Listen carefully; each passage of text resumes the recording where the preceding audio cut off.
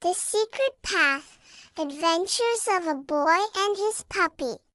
Once upon a time, in a small village on the edge of a great forest, there lived a boy named Oliver and his playful puppy, Max. Oliver and Max were the best of friends, always exploring the fields and woods near their home. But one day, as they were chasing each other near the edge of the forest, Max discovered something unusual, a hidden path covered by thick vines and bushes. Oliver, curious as always, gently pushed the vines aside. Behind them was a narrow trail leading deep into the forest. It was a path neither of them had ever seen before. Excited by the mystery, Oliver and Max decided to follow it. As they ventured further in, the trees grew taller and the air felt cooler. But instead of feeling scared, they felt a sense of magic all around them. After walking for a while, they reached a clearing filled with sunlight. In the middle of the clearing stood a grand, ancient tree with branches that stretched high into the sky. To their surprise, a small rabbit hopped up to them, looked at Max, and said, "Welcome to the enchanted forest, young travelers. Here, animals can speak, and we live in harmony with people." Oliver's eyes widened in amazement. "You can talk?" he asked, unable to believe what he was hearing. The rabbit chuckled. "Of course. My name is Thistle. All the animals in this forest can talk, but only those who find the secret path are allowed to visit our world."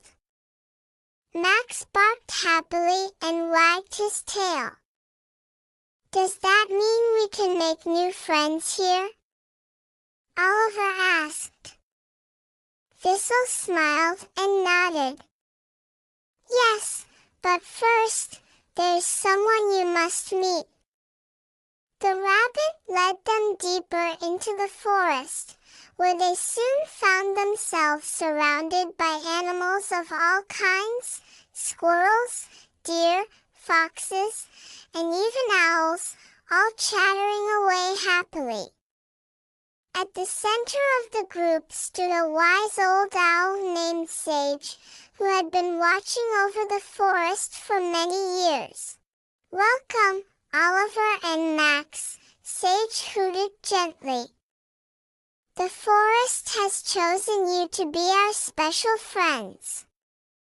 We have many secrets here, but we need your help. There's a stream deep in the forest that has stopped flowing, and without it, the plants and animals won't have enough water. Can you help us find out what's wrong?" Oliver nodded eagerly. "We'd love to help." With Sage's guidance, Oliver and Max set off with Thistle and a few other animals by their side. They journeyed through thick woods, crossed mossy rocks, and finally arrived at the stream. But when they reached it, they saw that a pile of stones had blocked the water from flowing. Max immediately started digging at the stones, while Oliver and the animals worked together to remove them. Bit by bit, the stones were cleared away until the water began to flow freely again. The stream bubbled with life, and the plants nearby began to perk up, their leaves growing greener and brighter. The animals cheered, and Sage flew down to thank them. "You've done a wonderful thing today," Sage said. Because of your bravery and kindness, the forest will continue to thrive. As a reward for their help, the animals promised that Oliver and Max could visit the enchanted forest whenever they wanted.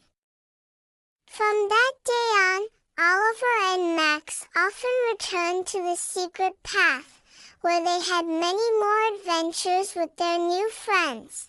And so, the boy and his puppy lived happily, knowing that somewhere deep in the forest, there was a magical place where animals talked, and friendship always bloomed.